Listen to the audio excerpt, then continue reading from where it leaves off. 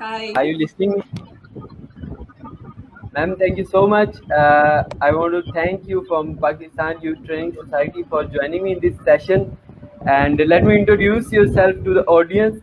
Guys, right now I'm live with Miss Cynthia, and she is a very active social activist.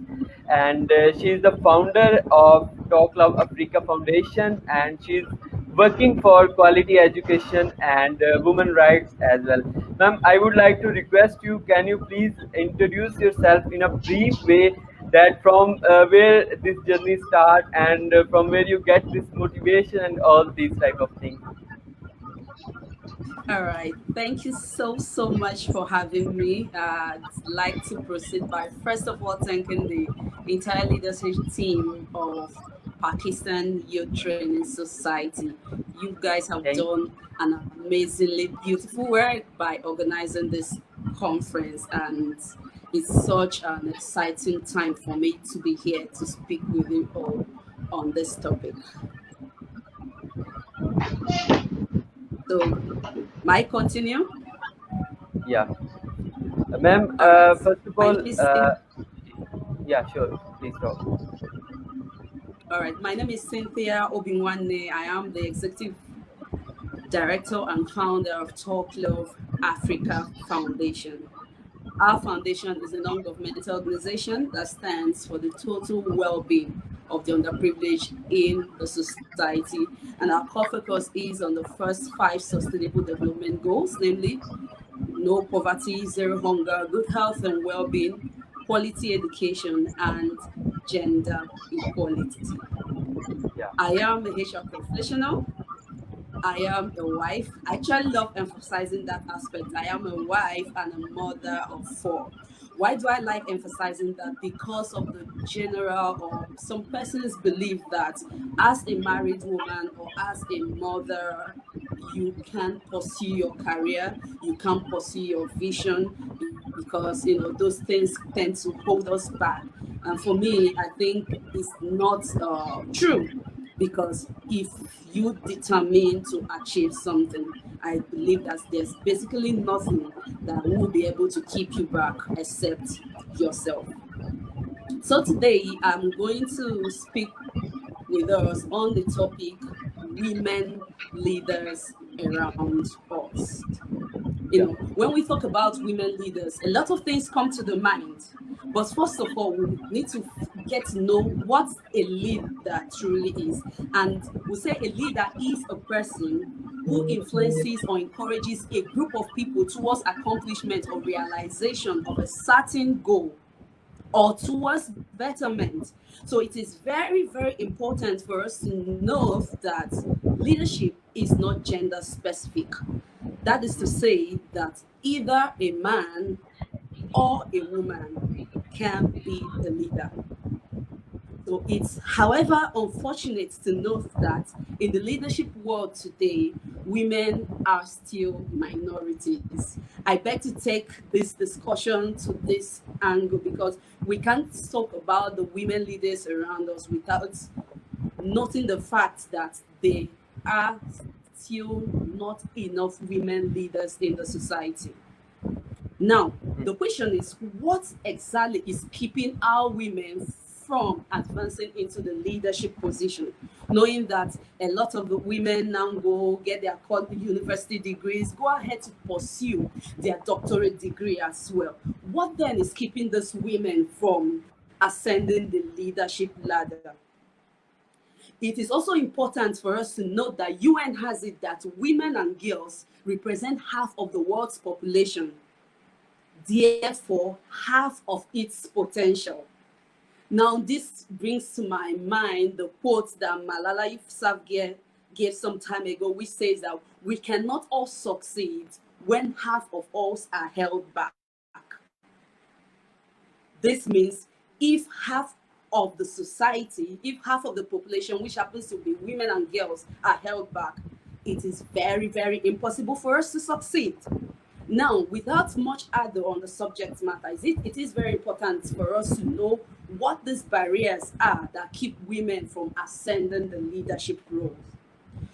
The training industries actually gave 4 points regarding that. I'm going to list this point. However, I'm going to take time to give us details of some other barriers which women face that keeps them from ascending the leadership ladder.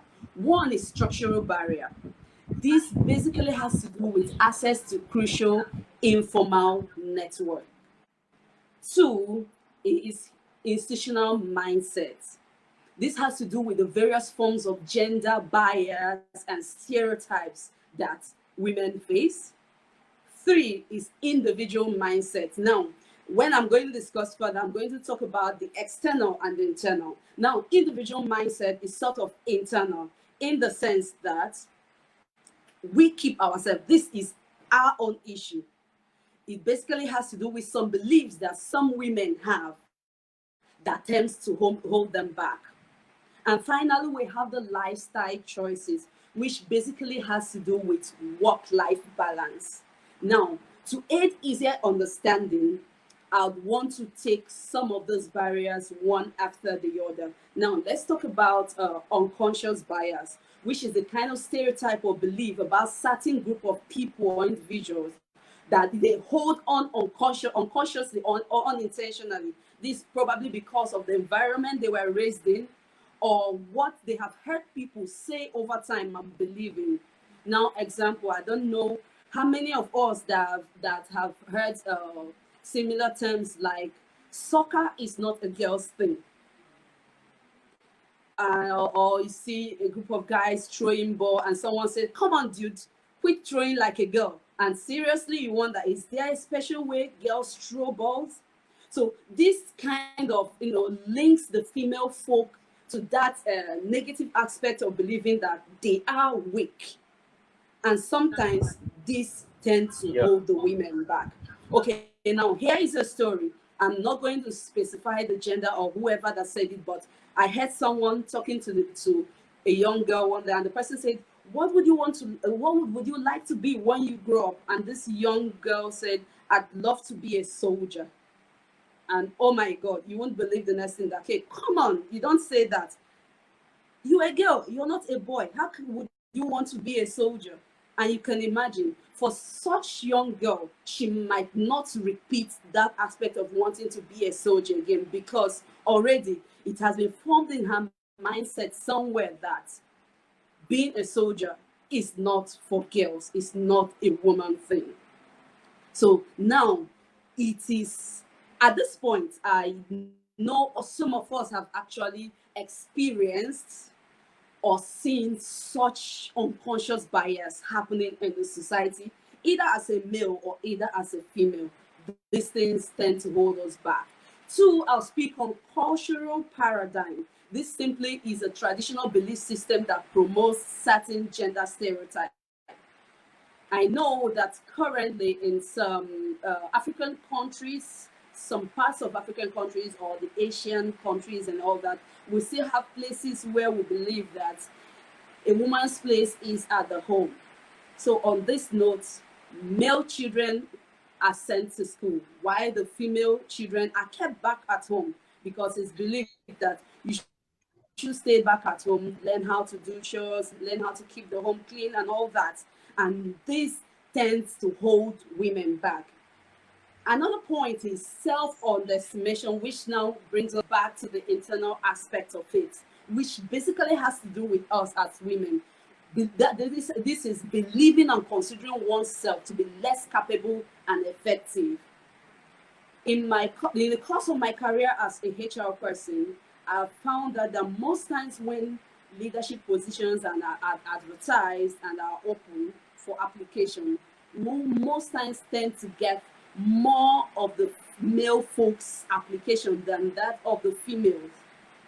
And it's not like there aren't qualified females out there, but the problem is self-belief, self-underestimation. At times we believe, unlike the guys that, oh, this opportunity, let me just send my application and apply for it. The male folks tend to just send in their CV, while the female folks tend to try to dot the R and cross the T's. They want to be sure that they meet every single criteria. And even when all they meet all these criteria, they still find it difficult. Like they are either scared, oh, am I sure I can cope in this position? Is this something I can do? Another aspect of it is lack of female role models. We all know that people get motivation and inspired to do something when they see others like them do so. So a child grows up knowing that the past five presidents of the country has been a female. It is a lot more easier for that child. It's a lot more easier for a woman to say, oh, I aspire to be the president of my country, because it's not a new thing anymore. She has a role model. She has already seen people work that part. People like her work that part. So it's very easy for her to say, I aspire to be a president. And you see her working herself towards that. But when we lack role models, of course, today we lack female role models. Are there role models there? Yes. Are they enough? No, they aren't enough. Myself as a mother, I've also experienced firsthand what role models can do to children. I see my children watch Barbie, and I see my daughter say, oh, Barbie did this. Then because Barbie did that, I can do that.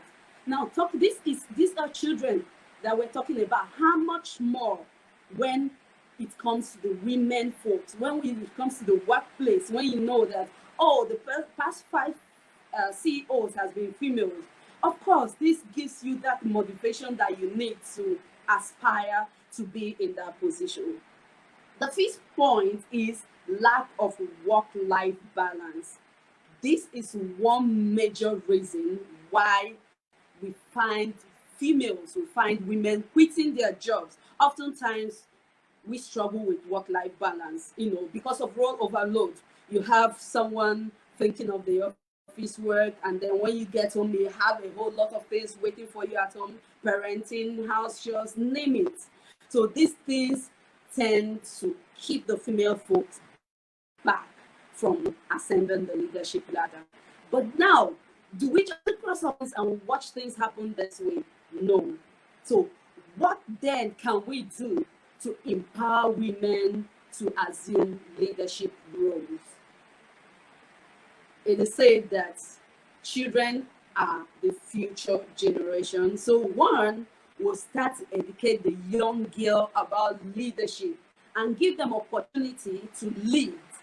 This will build their confidence and enhance their problem solving and decision making abilities. Two, give the girls and women role models to look up to. If you notice, I said girls and women because to get it right, we have to start with the girls. So we have to give our girls and women role models to look up to. This will encourage them and inspire them to aspire for leadership roles. Three, give girls and women access to mentorship. This will help broaden them and open them up to opportunities. Now, let's talk about amendment of policies and procedures. It is important to amend and draft new policies where need be to encourage women participation in leadership, be it in the government level, be it at the workplace, be it at home. To easily achieve this, we need more women involved in every level of decision making. Of course, there's this adage that says it is he that wears the shoes that knows where it pinches. So if we have women in the decision making table, of course it's easier for a woman to say, oh, from my experience, this is what I think. From my experience, this is not cool enough. From my experience, this is sort of limiting. And with that, you find out that we will get more women's participation in leadership. Four, awareness, which is one of the reasons why really I'm excited to be here. We just have to keep saying it. We have to keep talking it. We have to hammer it. It sinks into a woman's head out there. It sinks into a girl child's head out there. We all know the importance of awareness. We value what we see over time. We value what we see every day. So we have to ensure that these stereotypes that tend to hold women backwards are done with so as to encourage the generation to aspire leadership positions. 5, we have to encourage men, or we need the encouragement of our men to believe in our abilities as a woman. Seriously, as a wife, I won't tell you how much boost I've gotten to know that my husband believes in my ability. That tap at the back, oh, come on, honey, you can do that. Go ahead. I know you can do it. I know it's funny at times that he tells me, oh, come on, honey, come and support me. You're more tech inclined. I need your support here. Those tend to go a long way in boosting our morale, in giving us that motivation that we need to move on. So it is important for our men out there to encourage us in this journey towards assuming leadership role. What can we women do to help? Because it is not enough to ask the male to support us. It's not enough to say, we need your support in this. We also have roles to play in this. One of such roles we need to play is to dare to take a different route, career-wise, in whatever it is that we are doing. Dare to take a different route. If that position you're aspiring for has been, a male-dominated position, male has just been directors, CEOs, and all that, why not try to aspire? Why not try to, take that step forward to admit to be in that position, and you work your way through it? If all the soldiers we have today, let's assume, of course, we have females there, but let's assume they are all males. You can actually say, oh, I love this profession, and because I love it, I'm going for it. Not minding what any other person out there thinks about the profession, not minding the stereotypes or the biases around that profession. 2, we need to speak up when we need be. When you feel you need to speak up, speak up. I've heard a lot of male folks come to me and says, I really love it if I'm promoted to this position. I really love it if there's a boost in my pay, if my pay is increased. But most times, females hardly do that. You just have a few number of female come up, bold enough to come up to say, I need a raise. This position it's too undermining. I think I've grown far beyond this position. I think I need something greater. But most times we find out that the males do it. It's they don't think twice before they do it. They just come up, hey man, I think I am hardworking enough. I think I need a pay increase now. But we find out that our women, most times we don't speak up. Most times we feel, what would they say if I approach them?